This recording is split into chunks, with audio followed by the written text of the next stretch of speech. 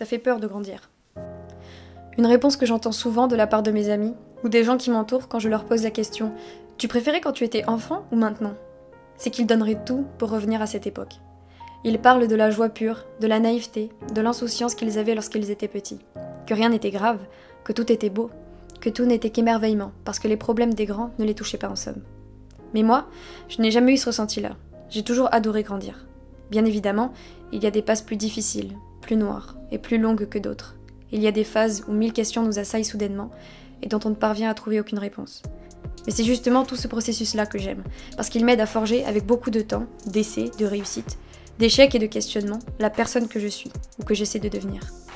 J'essaye le plus possible d'apprécier les responsabilités que j'accumule, les unes après les autres, avec l'âge et l'expérience. J'apprends à les gérer, à les anticiper, à les contrôler en me ramassant face contre terre parfois, et puis en apprenant à me relever de chacune de ces chutes. J'essaye constamment de regarder le monde qui m'entoure, avec le plus de recul possible. Pour cela, je me nourris de mon expérience, mais aussi de celle de mes amis, de ma famille, de tous ces gens qui, indépendamment du lien qu'ils peuvent avoir ou avoir eu dans ma vie, que ce soit des rencontres de quelques secondes ou de quelques années, m'apportent et m'enrichissent. Comprendre les préoccupations des uns, compatir pour les récits de vie des autres, toutes ces petites grandes choses qui me sont données de rencontrer au fur et à mesure que je grandis, m'enlèvent de cette incompréhension et de cette incertitude à laquelle je faisais face plus jeune. Plus je grandis, plus je me sens proche humainement des gens que je croise. Parce que comme moi, je me rends compte en écoutant leurs histoires que nous avons tous des problèmes de famille, d'amour, d'amis, de travail, d'identité parfois.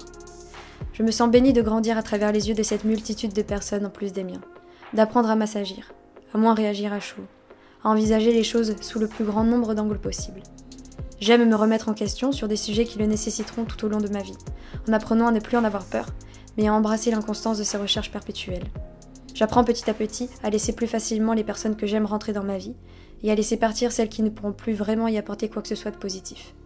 Je m'essaie à choisir ce qui est essentiel dans ma vie de ce qui ne doit pas l'être, tout en acceptant que parfois je devrais faire le mauvais choix pour ensuite savoir comment faire le bon. Bien sûr, il y aura des fois où j'aurai peur. Il y aura des fois où tout me submergera, où tout me semblera sans fin et si difficile. Et à ces moments, je lèverai la tête vers les autres, qui ont déjà grandi plus que moi, ou qui sont en train de grandir avec moi.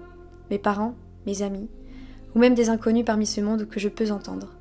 Et je me relèverai à la force de leur vécu, de leur voix, de leurs conseils, de leur fraternité et de leur solidarité en tant qu'humain.